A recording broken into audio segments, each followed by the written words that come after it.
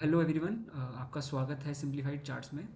तो बेसिकली आज हम लेंसकार्ट जो कंपनी है उसका एक आईपीओ आने वाला है, उसको हम एनालाइज करने वाले हैं और देखने वाले हैं कि हम क्या इसके अंदर इन्वेस्टमेंट कर सकते हैं या नहीं कर सकते।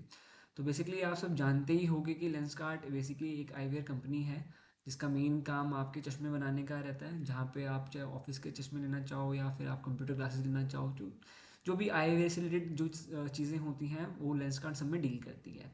तो बेसिकली जो इसका आईपीओ है वो हम यहाँ पे देख सकते हैं, तो 30 सितंबर अक्टूबर से स्टार्ट होने वाला है और ये 4 नवंबर तक के बीच में आप इस आईपीओ को अप्लाई कर सकते हो।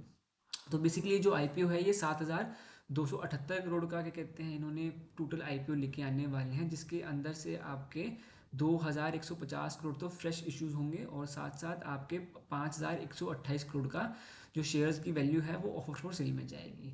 तो ये हमारे यहाँ पे कुछ डिटेल्स हैं जो हम यहाँ पे देख लेते हैं। जो प्राइस बैंड है इस क्या कहते हैं आईपीओ का, वो आपका 382 रुपये से लेकर 402 रुपये के बीच में रहेगा। तो आप मान के चलिए कि अगर आपको आईपीओ मिलता भी है तो आपको ये 402 रुपये के प्राइस पे ही मिलेगा, क्योंकि जनरली जो आईपीओ के जो लिस्टिंग होती है वो प्रीमियम पे ही क्या कहते हैं चलती है। बाकी आप यहाँ पे देख सकते हो कि जो आईपीओ की जो ओपन डेट है वो 31 अक्टूबर की है, क्लोजिंग आप 4 नवंबर तक का क्या कहते हैं यहाँ पे डेट है। अलॉटमेंट हमें 6 तारीख को पता लगेगा, अगर हमें अलॉटमेंट नहीं मिलता तो रिफंड हमें 7 तारीख को मिल जाएंगे।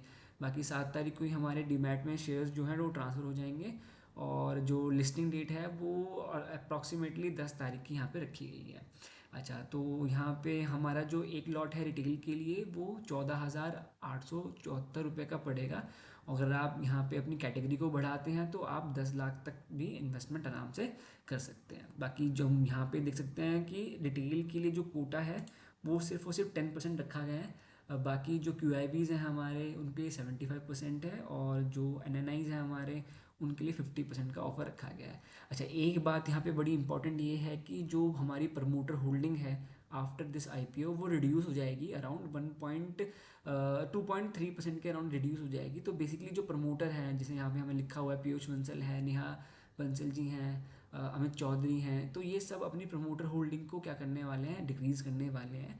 तो ये एक अच्छा साइन किसी भी आईपीओ के लिए नहीं होता कि प्रमोटर अपनी होल्डिंग को डिक्रीज़ करे।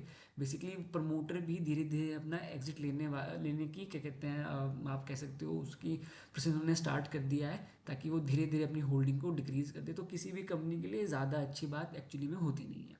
अच्छा, फिर अगर हम यहाँ पे कंपनी के बारे में जानें तो ये कंपनी के अबाउट सेक्शन है, आई गेस आप सभी को इसके बारे में पता होगा। आपके आसपास में स्टोर्स भी लेंसकार्ट के होंगे, तो इसमें हम ज़्यादा अपना टाइम वेस्ट करते नहीं हैं। बेसिकली हम सीधा चलते हैं कंपनी के फाइनेंशियल्स पे। तो ये कंपनी के कुछ फाइनेंशियल्स हैं, अगर मैं यहाँ पे देखूँ तो जो कंपनी के एसेट क्वालिटी है वो आपको यहाँ पे शो हो रही है।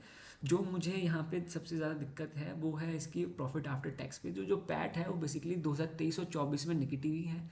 2025 में आके कंपनी ने प्रॉफिटेबिलिटी जनरेट करी है, बट जब भी कंपनी आईपीओ लेके आने वाली होती है तो जनरली वो अपनी बैलेंस शीट को इस तरह से मॉडिफाई कर लेती है ताकि प्रॉफिटेबिलिटी शो हो, ताकि जो भी इन्वेस्टर्स उसके अंदर इन्वेस्ट करने वाले हों वो एक तरीके से आपका मान के चलिए कि उसके अंदर ज़्यादा इंटरेस्ट शो करते हैं। तो जो पैट है वो उतना खास है नहीं। इसके बाद अगर आप इबिट्टा भी देखेंगे तो इबिट्टा भी काफ़ी ज़्यादा कम है। जो आस्क आपसे करी जा रही है 7,000 करोड़ की, उसके मुकाबले जो उसका पैट है, जो इबिट्टा है, वो काफ़ी कम है। अच्छा, साथ साथ अगर मैं यहाँ पे अगर आपको पता हो कि प्राइस टू अर्निंग रेशियो जो है इस कंपनी का वो फ़िलहाल 227 रुपये का है, यानी मान के चलिए कि आप क्या कहते हैं 227 गुना ज़्यादा क्या कहते हैं पे आप क्या कहते हैं इसको कंपनी की वैल्यूएशन इस पॉइंट पे है। और आईपीओ आने के बाद तो हो सकता है कि 284 रुपये भी क्या कहते हैं ये चला जाएगा इसका पी। तो काफ़ी ज़्यादा पी है। बेसिकली कंपनी उतना सस्टेनेबल प्रॉफिट जनरेट नहीं कर रही है जितना वो आपसे वैल्यू मांग रही है उस शेयर के लिए। तो मैं कह सकता हूँ कि काफ़ी ज़्यादा हाई वैल्यूएशन पे ये आईपीओ रजिस्टर हो रहा है। बस बेसिकली आपकी जो ब्रांड वैल्यू है वो यहाँ पे मैटर कर रही है। अगर आपको लगता है कि ब्रांड वैल्यू उतनी सस्टेनेबल है तो आप इसके अंदर इन्वेस्ट कर सकते हैं। बाकी फाइनेंशियल तो बिल्कुल भी कंपनी ज़्यादा अच्छा परफॉर्म नहीं कर रही है। बाकी अगर मैं इसका जीएमपी देखूं तो जीएमपी आज के दिन मैं 28 तारीख को वीडियो रिकॉर्ड कर रहा हूँ, तो जीएमपी मेरा आज के दिन अराउंड मान के चलिए 23% पे चल रहा है। तो अगर आपको लिस्टिंग गेन उठाना है, अगर आपको लगता है कि मुझे शुरू में इसमें अपना आईपीओ में इन्वेस्ट करके यहाँ पे लिस्टिंग गेन्स को लेके निकल जाना है, तो आप फिर भी इसको कंसिडर कर सकते हैं। बाकी कंपनी के फाइनेंशियल्स देख के मुझे ज़्यादा कुछ अच्छा यहाँ पे लग नहीं रहा है, और साथ साथ अगर मैं इसका फ्यूचर देखूँ तो उसमें मुझे कुछ ज़्यादा कंक्रीट चीज़ें लग नहीं रही। बाकी देखते हैं समय के साथ, अगर कुछ अपडेट्स होती हैं तो मैं आपको बताता चलूँगा। बाकी ये सब आपकी डिटेल्स थी। आई होप आपको कुछ समझ आया होगा इसके बारे में। कुछ भी अगर आपको प्रॉब्लम है तो आप कमेंट सेक्शन में लिख सकते हैं। बाकी आज के लिए इतना ही। Thank you very much.